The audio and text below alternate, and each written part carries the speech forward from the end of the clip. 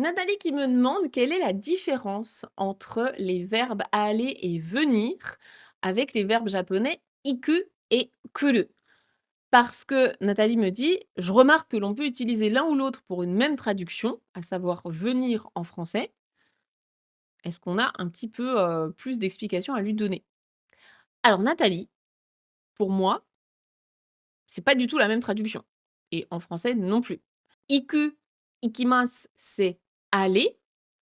Kuru kimasu, c'est venir. Aller et venir, ce n'est pas le même verbe en français, ce n'est donc pas le même verbe en japonais non plus, ils ne veulent pas dire la même chose. Je pense que ce qui se passe, c'est peut-être que toi, tu l'interprètes comme étant le même verbe, ou alors qu'en français, tu dis venir pour les deux, mais du coup, c'est une faute de français. Peut-être que tu prévois bientôt un voyage au Japon. Si c'est le cas, eh bien j'ai un cadeau pour toi. Avant de t'envoler dans l'avion, il faut absolument que tu aies les bases du japonais.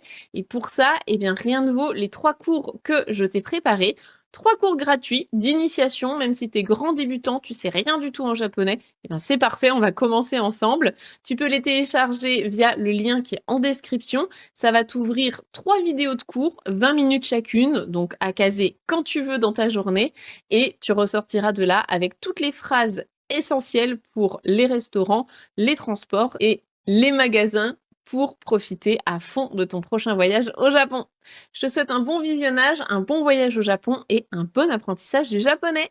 Donc c'est quoi la différence entre les deux? Iku ikimasu pour aller, c'est donc je pars de ici, on va dire, et je vais à un autre endroit. Par exemple, actuellement, je suis en France. Si je dis le mois prochain, je vais au Japon, Daigetsu, Nihon e ikimasu. Nihon e iku, pour la forme neutre, forme familière. Iku ikimasu, parce que ben c'est là-bas. C'est pas là où je me trouve en ce moment. Et si jamais j'étais au Japon en ce moment et que je disais enfin, je suis venue au Japon, voilà, je suis venue au Japon, le mois dernier. Allez, on va faire l'inverse. Donc je suis arrivée au Japon le mois dernier, je suis venue au Japon le mois dernier. Si là, en ce moment, je suis au Japon, eh bien, je vais utiliser le verbe venir parce que du coup, j'étais à un autre endroit et je suis venue ici. Donc sengetsu, le mois dernier, Nihon e kimashita. Je suis venue au Japon.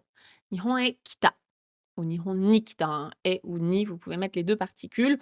Je vous renvoie vers la vidéo à ce sujet si jamais vous vous posez la question.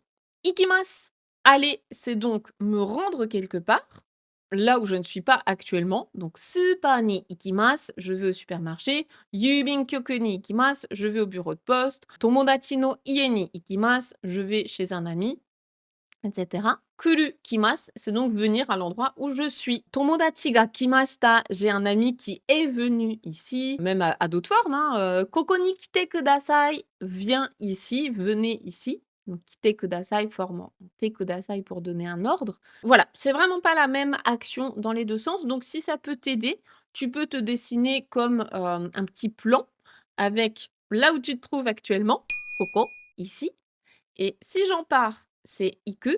Si j'en viens, du coup, c'est kuru.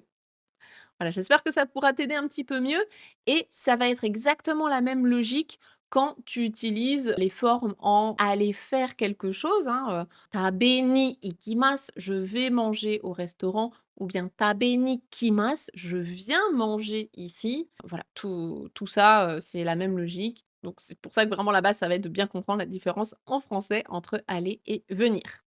J'espère que c'est plus clair pour toi et bah, n'hésitez pas si vous avez d'autres questions à ce sujet, s'il faut creuser, on est là pour ça. Je vous propose un challenge. Vous projetez au Japon avec moi pendant 3 jours, à travers 3 situations concrètes. Le jour 1, dans un magasin, vous apprenez à bien prononcer et à faire vos premières phrases en japonais. Le jour 2, au restaurant, vous apprenez les 4 kanji essentiels à repérer pour lire un menu et passer commande. Le jour 3, à la gare, vous apprenez la question magique qui peut littéralement sauver votre voyage. Chaque jour, vous recevez une vidéo de cours et des conseils, des quiz, des exercices pratiques et des badges à collectionner. Dans 3 jours, vous saurez déjà tenir vos premières conversations en japonais et je vous réserve une belle surprise si vous allez jusqu'au bout.